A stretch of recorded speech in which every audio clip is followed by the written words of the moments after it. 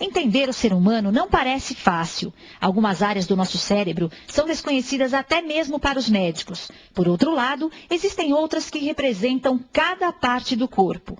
Aqui nós temos uma figura mostrando o cérebro, tá?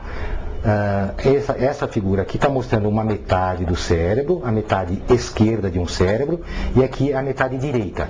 Então o cérebro é uma abóboda, tá? Neste caso aqui cortada ao meio, mostrando o hemisfério cerebral direito e o hemisfério cerebral esquerdo. O esquerdo nós estamos vendo pelo meio e o direito nós estamos vendo por fora. Tá? É desta forma que o cérebro identifica o que vê e responde ao estímulo. Como nós estamos falando da visão, tá? E a interpretação daquilo que a gente vê e aquilo que a gente responde, aquilo que a gente consegue ler, então nada melhor do que mostrar o olho, tá? Então nós temos aqui o globo ocular do lado direito, o globo ocular do lado esquerdo e temos um nervo óptico que se continua por trás do olho.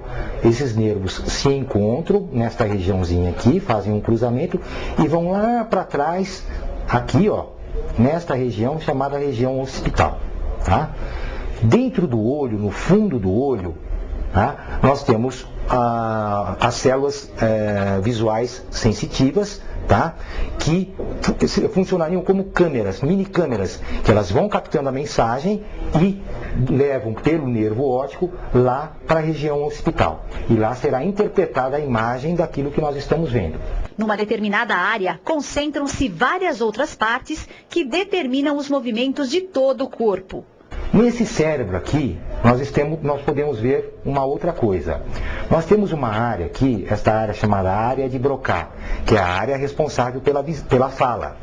Nós temos a área motora, que é essa daqui. Então, cada partezinha desta área está representando o movimento de algum lugar do corpo. Por exemplo, aqui em cima, o quadril, aqui no meio, os pés, o tornozelo, o joelho, o quadril, o dorso, o ombro, o cotovelo, o punho, os dedos, a fronte, a pálpebra, o nariz, o lábio, a língua, a laringe, tá? Nem tudo no ser humano é completamente identificado. Várias dessas áreas têm uma função. Assim é todo o cérebro. Cada região do cérebro tem uma função. Algumas são muito bem identificadas, outras não são bem identificadas. É assim que tudo acontece. Eu vou dar um exemplo para vocês de como funciona algumas coisas aqui. Por exemplo, se eu der um choquinho nessa região aqui, ó, tá? Os meus dedos vão se mexer sozinhos, sem a minha vontade. Se eu der um choquinho aqui, na região que corresponde ao lábio, tá?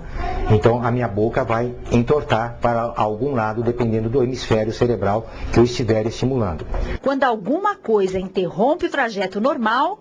Vamos passar agora para uma situação mais grave, ou seja, um acidente, tá? Em que a pessoa tenha uma lesão dessa região, tá? Então ela pode ter uma paralisia contralateral, ou mesmo num AVC, naquilo popularmente conhecido como derrame. Então, por exemplo, se a pessoa tiver um derrame nesta região, tá? Que pegue a área de Broca, ela vai ficar com problemas para falar. Se pegar a área da língua, ela vai ter problemas para articular as palavras. Se ela pegar a parte do punho, dos dedos, ela vai ficar com problemas na mão. Quer dizer, então, cada área que tem uma função no cérebro terá problemas uma vez lesada. Ainda há muito a se descobrir. Então nós temos várias áreas no cérebro que são bem conhecidas, como essa que eu mostrei. Existem áreas ainda um pouco desconhecidas. Existem áreas não bem mostradas nessa gravura, que são as chamadas áreas de associação, ou seja, que vão nos fazer, elas vão fazer com que haja uma identificação, uma decodificação daquilo que eu estou enxergando, daquilo que eu estou vendo. Assim como eu estou olhando para essa câmera, eu não preciso pensar que ela é uma câmera. Já está registrado na minha cabeça que o que eu estou vendo aqui é uma câmera de filmagem, tá? Então o nosso cérebro funciona dessa maneira. Assim é o caminho entre o ver e o saber. Aqui nessa outra gravura, nós podemos mostrar de uma outra maneira aquilo que eu mostrei no desenho anterior. Ou seja, aqui nós temos um corte horizontal do nosso cérebro. Ali nós vimos na outra gravura em 3 dimensões. Agora nós estamos vendo somente de uma maneira horizontal.